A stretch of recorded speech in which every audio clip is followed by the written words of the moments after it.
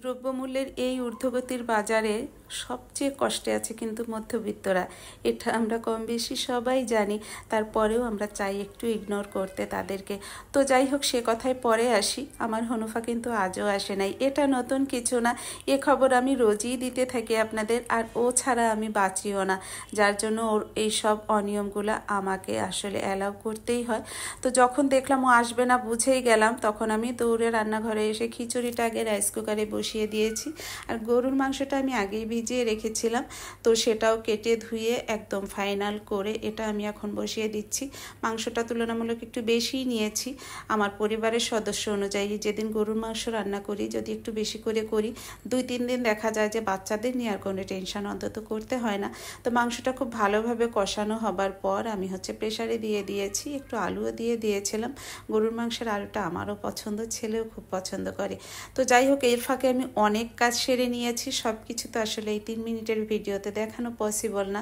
তো এখন রান্না হয়ে গিয়েছে, আমি খাবার দিয়ে দিচ্ছি। আজকে সবাই বাসাতে নেইও, যে কারণেও আরও দুপুরবেলা আসলে এই গরমের মধ্যেও আমি খিচুড়ি রান্নার প্ল্যানটা করে ফেলেছি। কারণ খিচুড়িটা বাসায় সবাই পছন্দ করে, তারপরেও অফিসে খাবার দিতে গেলে আসলে খিচুড়িটা করতাম না, আর সেটা আমার দিতে হচ্ছে না। সাথে একটু পেঁয়াজ রসুন নিয়ে নিয়েছি। আর যেটা করছি সেটা হচ্ছে, আমি একটা বাসায় আসলে কিছু বাজার পাঠাবো। কালকে আমি গ্রোসারি সব পাঠিয়েছি, মানে শুকনো বাজারগুলো, চাউল ডাউল, তেল, আটা, ডাল, এইসব টাইপের মশলাপাতি। তো আজকে মাছ মাংস নিয়েছি।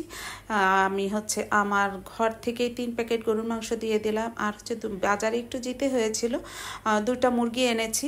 আর আমার ঘরেই বেশ কিছু শুটকি ছিল, সেখান থেকেই আমি কিছু কিছু রেখে, এখানে 4 রকমের শুটকি আছে, সেটাও মিলিয়ে মিলিয়ে আসলে নিয়ে নিলাম।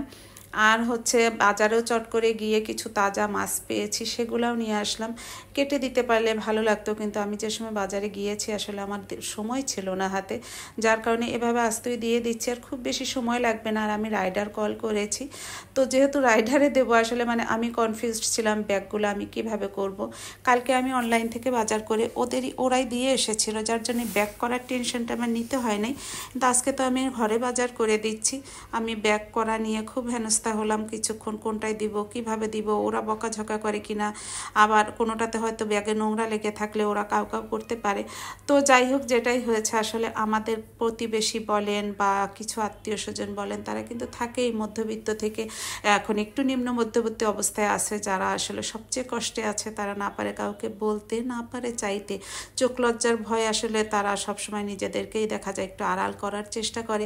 তা আমরা যদি আসলে খুঁজে খুঁজে সেই মুখগুলোর পাশে একটু কাঁধে কাঁধ মিলিয়ে দাঁড়ানোর চেষ্টা করি, তাহলে কিন্তু আসলে বেঁচে যায় একটা পরিবার। নিজের মনের কাছেও কিন্তু অনেক শান্তি শান্তি লাগে।